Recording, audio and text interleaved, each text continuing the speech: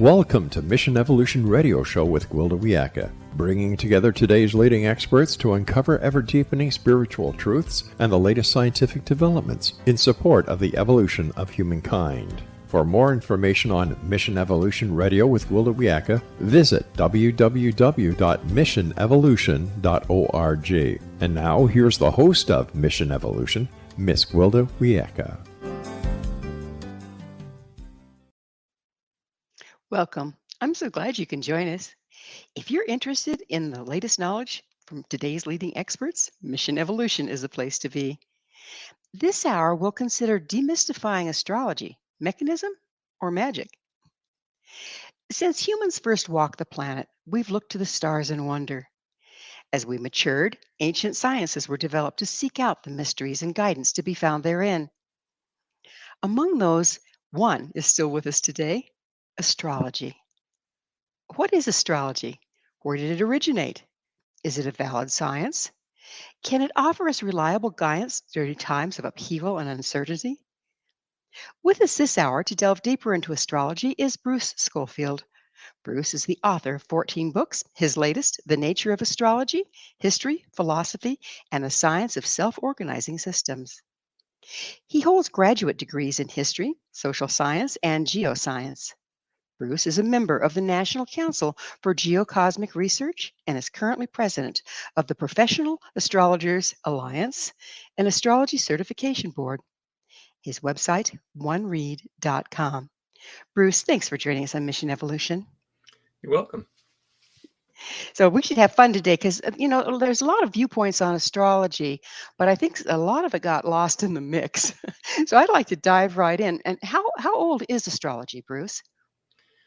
Well, in Mesopotamia, what we might call astrology probably started coalescing around 5,000 years ago. But the earliest actual records known are what are called the Amizabduga tablets. They're from about 1700 or 1800 BC from Babylon. They record the positions of Venus through its cycle, and with some omen interpretations that go along with it. So that's probably a good place to start. It's just a youngster, right? Yeah. Yeah. So how was it developed exactly? Because now we have all this, Hubble and all these wonderful telescopes. Yeah. How was it discovered? How did they work with it? How did they develop it? Well, I think it should probably be wrapped in with calendar science, if we want to call it that, and astronomy. All three developed. Humans moved from hunting and gathering into agriculture, and agriculture requires calendars, and calendars requires astronomy. And over time, correlations are noted. The most obvious one being the seasons. That the sun rises in a different place every day, and when it's rising, at least in the northern hemisphere to the north, days are getting longer and it's hotter and it's summer, so there's a correlation between the cycle of the year and where the sun is, rising and setting. And so that's a kind of astrology in a way. And there's also the cycle of the moon. Things were noticed. A lot of biological cycles are hooked to the moon. So early people were good observers of nature and noted these correlations. So all three quote unquote sciences emerged about the same time with the same goals, basically mapping the movements around us and correlating them with the reality we experience. So again, mapping them so that we had some idea of what to expect when? Yeah, right. It's you try to reduce the amount of chaos, right? That's the purpose of a subject like astrology and calendar science. Yeah. We could use some chaos reduction today, I say. So how do planets affect the Earth and the people on it? Because that's part of the premise here, isn't it? It's outside of your basic cycles. Yeah, well, the sun and moon clearly affect the Earth. There's no question about that. The sun has various cycles, that influence climate. Also influence, which in turn affect biology. Insect populations are closely related to the cycle of sunspots. things like that. And the moon obviously pulling the tides. There's no question about it. The real issue, I think, with astrology is that do the other planets have anything to do with what's going on Earth? And the astrologers would say absolutely. The astronomers would say it's not possible because the influences are too weak. But there are some interesting exceptions to that are part and parcel of science as we know it today. For example, over long, long periods of time, climate changes on Earth slowly, not fast like it is now. But these are due to perturbations and variations in the Earth's orbit, which are caused by the gravitational influences of the planets on the Earth. So Interesting. we have records of climate fluctuations that go back, several 100 million years, and there are easily seen correlations with the orbit of the planet Mars and Jupiter and so on. So there is knowledge today that the planets have an effect on Earth, although in this particular case I'm citing here, it's very slow and gradual. The astrologers, from nearly the beginning of astrology, there was an association between the planets and weather. And what I did for my PhD thesis was to test out some of these ideas. And I took the writings of Johannes Kepler, who is one of the founders of modern science. He practiced astrology and in particular astrometeorology.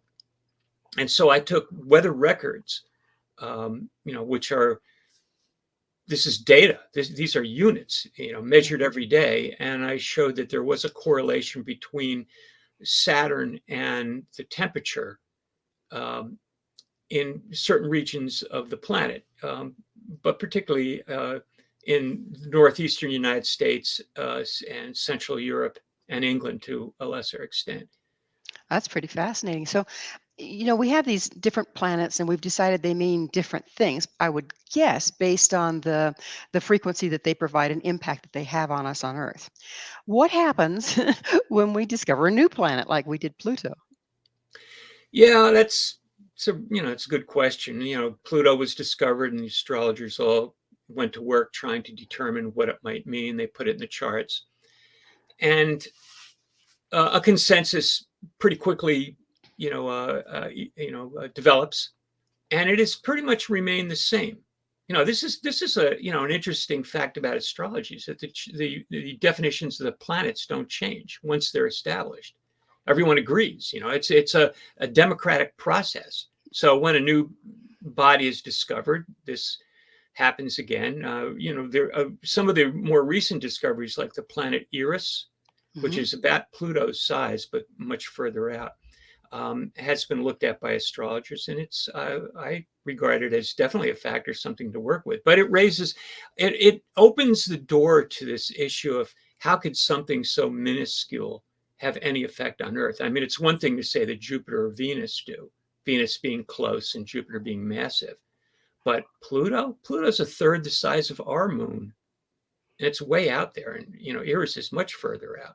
So it raises a lot of questions. I mean, I think a short, simple answer is that the motion of a planet is a factor to consider. And these outer planets move very, very slowly. So they occupy the same space for a long period of time. That's because their orbit is so large? Is that? Yeah.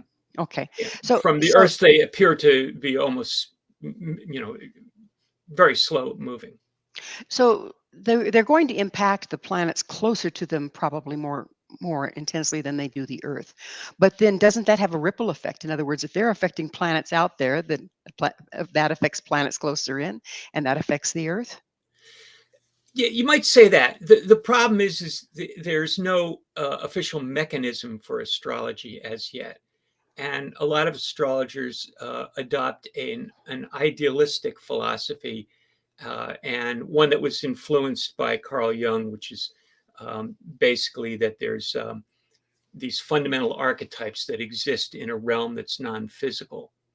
And they also bring in ideas from quantum mechanics, like such as non-locality, to explain these things. There's a a subject called archetypal cosmology. Ooh, That's I like kind of that. a mixture of a lot of modern and traditional ideas that has been used to explain astrology. Um, it's not it's not something that you can test. It's just a collection of ideas that make astrology seem more plausible. But as of now, there is no specific mechanism. I suggested in the study I did with weather and Saturn that there could be a gravitational factor, and that I would also suggest that there may be multiple mechanisms for astrology. We just don't know them all yet. That would make perfect sense. We are about out of time in this segment, but when we Okay. come back, I'd like to talk a little bit about which came first, the chicken or the egg. Do we recognize that there's a new planet, and then because it's in our psyche, it becomes an issue or not? That's going to be pretty fascinating to touch into. Okay. Good. All right. Bruce and I will return shortly, so don't go away. This is Mission Evolution, www.missionevolution.org. Welcome back. This is Mission Evolution, missionevolution.org. With us this hour, discussing astrology and all the mysteries therein, is Bruce Scofield. His website, oneread.com. Bruce, as promised, we were going to discuss the collective consciousness, if you will. How is it possible that because we discover the planet Pluto, everybody agrees that it's out there? Does that agreement have some impact on its influence on the culture? Well, that's one of the observations that's been made by astrologers over the last couple hundred years, because as a new planet was discovered, and we got to keep in mind that planets beyond Saturn were not known until the late 18th century.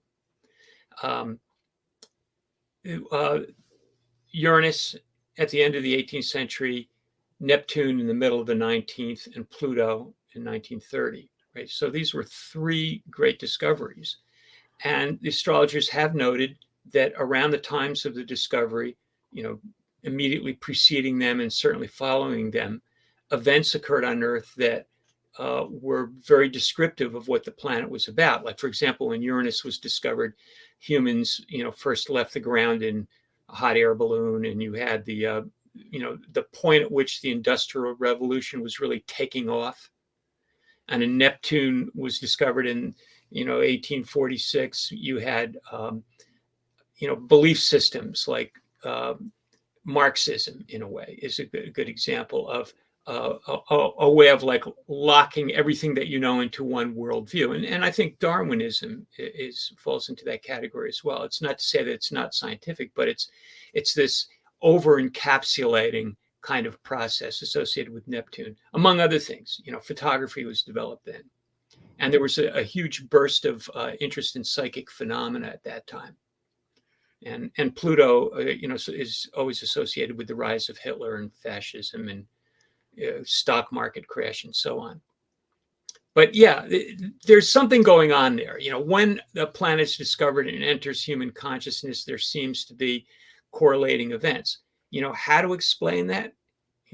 I don't know. Like I said, astrology lacks a complete explanation. It's not the only subject that does, but in this case, that's what we're talking about. Let's look at it historically a little bit. Did the Egyptian astrologers really predict the birth of Moses, say, for instance? Well, I don't know about, I don't know where you're getting that from, but Egypt was not known for astrology per se. I mean, they had a lot of regularity in their world. Sirius would rise with the sun at the same time of year every year, and the Nile would flood, and that was that. Mesopotamia was completely chaotic, and that's where astrology as we know it developed. They had more of a need for it. Okay, that makes sense. So how is it, again, historically or in your experience as a prediction tool, outside of, the obvious, the weather, the patterns that they actually impact? Yeah. Well, I should probably be clear that astrology is traditionally divided into two big categories, one being natural astrology, and that would include weather, and that would include also the astrology of, geological events like eruptions, would have to do with plagues, has to do with agriculture and so on. And then there's judicial astrology, that is the astrology that most people are familiar with, which is the astrology of individuals and their questions and their decision-making processes, right? So the natal astrology is it's a vast subject. It's not really a science. It's interpretive, like medicine is. It's based around scientific principles in some ways, but it raises a lot of issues about free will. Is that what you're getting at? No, it wasn't, but that is a good topic to get into because that's another question I do have is what the stars predict set in stone, or is it just a current that we can choose how we surf? Yeah, well, that's related to the free will question. Hmm. Um, I think that we have a lot of choices, but I think they're limited, and I think astrology maps them out very well. And this subject was covered in great detail by the Stoic philosophers a couple thousand years ago, and they saw most of our lives as being out of our control because we're at any given, when we're in the now is a product of multiple causes from all directions, and we really have very little room to maneuver in there. And it takes a great deal of consciousness to be aware of what room we actually have to move, right? So the relationship between fate, free will, choice, and prediction has a lot to do with the level of consciousness you're operating on. And a lot of people have very difficult lives, and they have no time to develop any awareness of who they are. And so their lives may be very accurately described by astrology. But other people are in a much more secure place and have the luxury of thinking deeply about things. And they can make more choices. They can, seize opportunities. And I would add, if they had astrology to use as a tool, they would do even better. So let me recap that just a little bit. The people that are living hand to mouth and just totally focused on survival don't have the luxury of being introspective and paying attention to things, the signs and signals that we get, including astrology. But if you do have that kind of luxury, it gives you some leeway to choose where to ride that wave. If you Yeah. don't have that kind of introspection, you just tumbled around by the wave, and that's what makes it more predictable. Yeah. There's some other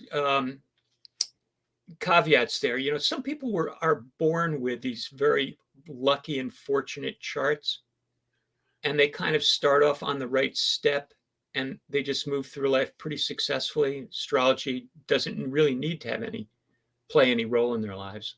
Other people have more problems. I mean, I think astrology as a problem-solving technique is really good. That's a good idea. Astrology in all cases probably not a good idea.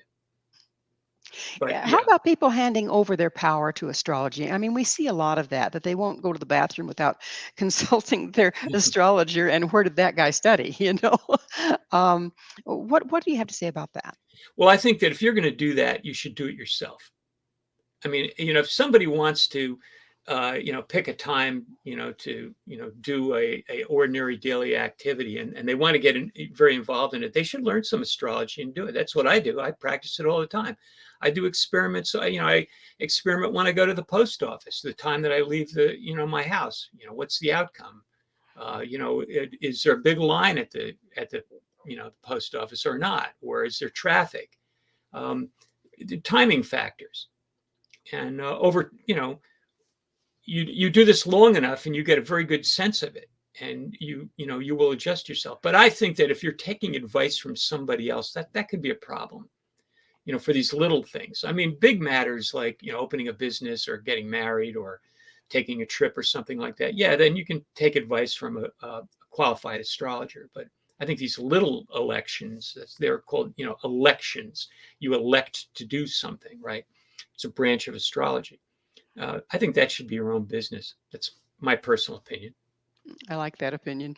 So let me see if we got this right. You're taking the person's personal chart, in other words, when and where they incarnated on the planet and what was going on at the stars at that time. And then you combine it with the overall or the global chart of any given time period and bring them together. And that's what kind of directs the predictions for the individual. Yeah, in a general sense, the astrology is a study of beginnings. And scientifically, you might say they're like bifurcation points, points where something splits in two different directions, Okay. or goes through a phase shift and becomes something different. So when a person is born, this is a change from water breathing to air breathing, and leaving the mothership and becoming fully functional. So it's a big switch. It's a big change. So astrology studies that moment. But you can launch a spacecraft at a certain time. There's a blast off point, and you could do a chart for that. Wherever there's a change, in condition from one to the other, that's what you want to look at. Now, So starting a business or getting yeah. married or any of those things, they have a personality of their own. So what? Yeah. So what that gives you, if you look at these starting moments, is a grid. It's literally a graph. We make a graph of the solar system, and it's called a horoscope. Which means horoscope means view of the hour, and technically that's just the ascendant. So the use of the word horoscope is kind of fallen off mark. So I try not to use it very much, and I use birth chart instead. But it's a graph. And when you compare it to, you take the positions of the planets today and you compare it to where things were at your moment of inception, birth in most cases, that's, one way to, begin to interpret the chart and make predictions about how things may be moving. I don't think exact predictions are possible in nearly all cases, but certainly trends can be predicted accurately. And what astrology brings to the study of prediction or the activity of prediction is timing, much more so than other subjects that deal with prediction. Kind of like crossing a street, timing is absolutely everything. Yeah. Well, we're going to have to take another station break. On the other side, we'll get deeper into this. Looking forward to it. Bruce and I will be right back to continue this fascinating discussion. So you stay right there. This is Mission Evolution, www.missionevolution.org. Hi there. This is Mission Evolution, missionevolution.org. With us discussing the inner workings of astrology is Bruce Scofield. His website, oneread.com. Bruce, I have a question for you, and it's a real curiosity to me. Okay, so astrology, natal astrology, right? When we're talking about the individual. Mm-hmm. Okay, Yeah. so natal astrology starts for the individual at the moment of birth. Right. Within that and the other astrology mixed together, okay, so what's happening on the globe, are there windows for death? And can you Windows for predict what? those? Death, Death. death. Well, it's not an easy question to answer. I mean, if you look at charts, death charts, yeah, you'll see some pretty strong stuff. Neighbor across the street died of a heart attack on the day that Pluto was square his sun and Mars was conjunct his sun, which is Oh, pretty rare. goodness. And I think it's a lot of this is so age related too. What could cause you to fall off your bicycle when you're 10 will kill you when you're 80. So you Interesting. got to Yeah. keep that in mind too. But Right. strictly speaking, I think predicting death is not only unethical, but I think it's extremely difficult and if not impossible because of so many other factors. What would kill a person 2,000 years ago would be a hospital visit today. And so there were rules in the ancient world. The Greeks and Romans had rules for calculating death, and they probably worked pretty well back then. And people have checked them, and they often coincide with big upsets in life, but not always death. So that's what I meant by windows. We can see these Yeah. times. Can you see the time in a person's chart where the poop is going to hit the proverbial fan, and you don't know if it's going to result in death or not? But it's certainly a time of upheaval. Yeah, I mean, I just recently went through that. My mother passed away a couple years ago, and I saw that coming, but within about a month. I mean, it was like a range that I was looking for. It was when Saturn went conjunct my moon, my natal moon, which represents mother, and which raises an interesting point that, in my experience, predicting death is almost easier if you look at the charts of the people around the person who dies. Oh, What interesting. you'll often see in the chart of the person who dies is a lot of Jupiter, like there's some kind of change taking place that, may be a relief. Who knows? Death is a big mystery. That's fascinating. So you're saying you look in the charts of the people around them, like say for instance, you survived your mother, but in Yeah. your chart there was something to do with your mother. Yeah. And in my sisters too. Oh, interesting. Yeah. Really? Yeah. Wow. Okay. So let's talk about intuition a little bit. Um, how much is intuition involved in giving a good reading? Do you look at if a person's giving a reading for someone, if they look at the elements that are out there, do they also use intuition to hone in on the possibilities to interpret what they're seeing? Yeah, I think so. Generally speaking, the way an astrologer reads a chart is, assuming that they have really studied the subject and they have a good knowledge of the symbolism. The study of symbolism itself is so important to astrology. But what they do is they use usually a method, like a sequence of things, and as they go through each of these steps, they pull something out. Like, for example, they might just look at the chart itself and notice that a couple planets are very strongly placed, and then they would just swing in that direction and start recalling their knowledge about that planet and their knowledge about where it's placed in the chart, and start weaving a story out of it, or So some that's kind of very much like somebody that's using tarot. yeah, it's similar. Yeah, I mean, I think the act of reading a chart is not scientific. It's diagnostic, and a good diagnosis will often use medical diagnosis, for example, will often use intuition. So, Mhm. medicine, the practice of medicine is not a science, but it's based, you get data that's produced by scientific methods, and then you have to put it together. And I mean, I see doctors, and some of them are good diagnosticians, and others aren't. And it's the same way with astrologers, I Yeah, take it. yeah. Yeah, interesting. So when you're doing a chart for someone and you're giving them an update or they're asking, what's this year look like for me or whatever. Um, are you combining the natal astrology with the global? Oh, yeah, all the time. Because that's how you know where the person is at the moment that you're doing the reading. And there are multiple predictive techniques. Um, I'm retired now, but when I was working full time as an astrologer, I would use the natal chart. I would use the transits, that would be the current positions of the planets. I would use what's called a secondary progress chart, which is calculated by moving the chart a day for a year ahead of time. So if you're 30 years old, you would look at the chart 30 days after your birth, right? Interesting. And then I Okay. would use solar arc directions, which are kind of an offshoot of that. I would use solar and lunar returns, and a few other more obscure techniques. But I would use these as pieces of additional information in order to, build as accurate and as useful, an interpretation as possible. So it sounds like you're like a police officer solving a crime. You're using triangulation, and the Yeah. more angles you can look at something, the more you can narrow it down. Well, it's very helpful in most cases to have all that information. Sometimes something just stares out at you. It's so clear. For example, there was a conjunction of Saturn, Pluto, and Jupiter in January of 2020.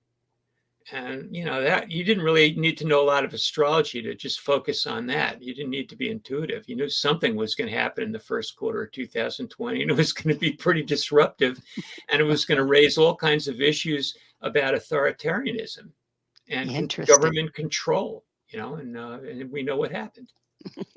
And it wasn't pretty. No, Still isn't. no. Yeah, yeah. Amazing. So, can it work in reverse?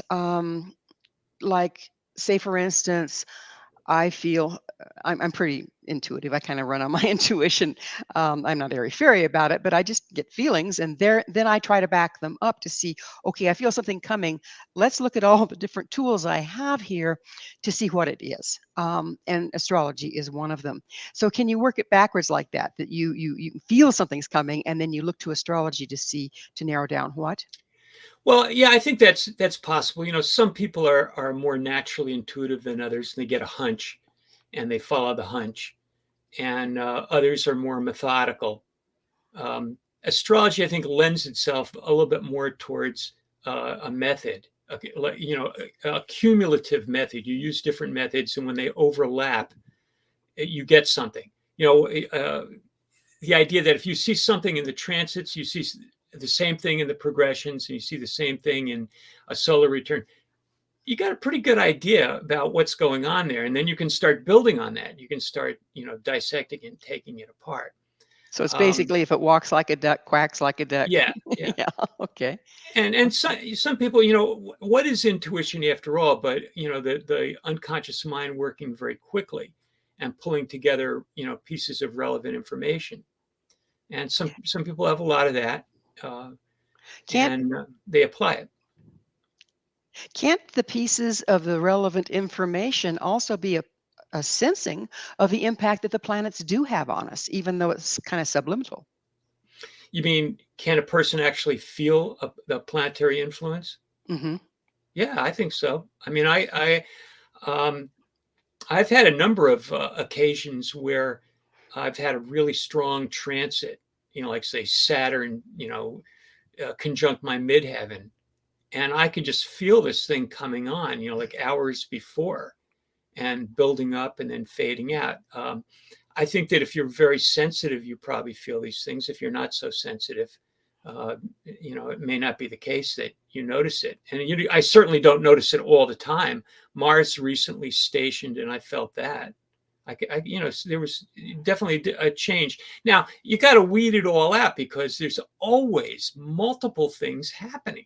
Yeah, the barometric pressure Astrology might be rising. Yeah. astrology does not lend itself to reductionism, which is the dominant type of science that we live with in our lives, that we deal with. Reductionist science takes the subject matter out of nature and puts it in a study situation and then focuses on that. And that's, what I'm getting at is that, yeah, I think I can feel some of these transits, but I have to be very careful about it because there are so many other things happening at the same time. And the sky is never the same twice. Mm, It's just constantly changing. So you can't go fascinating. back and do the same experiment again. So, do you think that if a person starts to familiarize themselves with astrology, at least as far as their chart is concerned, that they can start developing a little more sensitivity to picking up what's coming? Absolutely. I recommend that people study astrology themselves and not rely on other people. And self-knowledge is so valuable, and you can get so much of it from astrology. Astrology does need to be informed by things like psychology, history, and other subjects as well. But it's a great mapping technique, and Fantastic. I Well, we'll have recommend it. to look at those maps on the other side of a break. Please Okay. stay with us as Bruce and I continue to explore the mysterious world of astrology. This is Mission Evolution, www.missionevolution.org. Hello again. This is Mission Evolution, missionevolution.org. This hour, our expert guest is Bruce Scofield. His website, oneread.com. Bruce, i- is it true that astrology was used to advise kings in ancient history? Sure. Yeah. Well, what's go- Astrologers were consultants, um, pretty much up until the advent of printing, and then astrologers could have their own little businesses publishing their prognostications. Prognostication being meaning an astrological prediction as opposed to a prophecy. But yeah, they the Roman emperors had astrologers. There's some great stories, from in Roman history, the how astrologers worked with the emperors, but we're also getting in trouble. You don't want to predict the emperor's death. You've got to be careful about what you say. It's a terrible situation to be in if you're, where you have a patron like that, and they want to hear good news, and but you only have bad news. And Kepler hated it. Kepler wrote about it. He said, why do I have to do this because I have to make money, but it's terrible. He says kill the the people kill that the he was messenger working for are syndrome. idiots. You want to know the future just as long as it's the future that you want to know. That's right. Yeah. So Yeah. he says, I don't know what to say to this guy. He was working for Wallenstein, who's one of the top generals of the time, and just says the guy was an idiot. He didn't no self-knowledge. You had to be careful what you said to him. So a lot of Kepler's complaints about astrology have to do with the fact that he didn't like being a consultant to these people. Fatheads, he called them, among other things. And these are usually taken out of context, by people to as evidence that Kepler didn't like astrology. So he was an astronomer as well as an astrologer. Yes. Well, yeah, he was a great astronomer, but he also liked astrology, so it is part of his worldview. Kepler developed a theory of everything. One of the earliest guys to do that, and astrology was part of it. Fascinating. When we look beyond ourselves, like looking into the stars and studying their influence, doesn't it just kind of expand our horizons and our consciousness? Yeah, to say the least. I mean, if you can get out of your own face and realize that there's a huge world out there and it never ends, it's humbling. What's happened to astrology? It seems like it's kind of gotten watered down, and anybody can take a weekend course and then call themselves an astrologer and hang out their shingle. What's happened, and what are your feelings about it? Well, it's true that anybody can be an astrologer. You just print a card and open up, start a website. I think what happened with astrology is it's taken a lot of hits from the critics, the skeptics, the self-appointed pit bulls of reductionist science, is what I call it. And it's kind of pushed astrology almost entirely in the judicial astrology category. And what's that? And people, just like looking at people's charts and people's issues. So it's anthropocentric. And there's no regulation. Astrology lacks institutions, strong institutions. I mean, there are a few schools and organizations that help, but they're not really that strong. And so it becomes a free-for-all.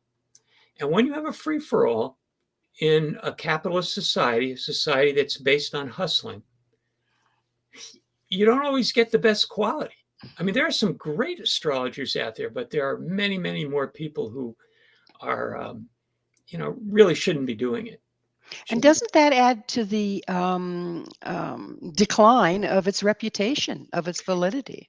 It does. And I think one thing that's happened is I think that astrology being criticized so much from the outside world, it has kind of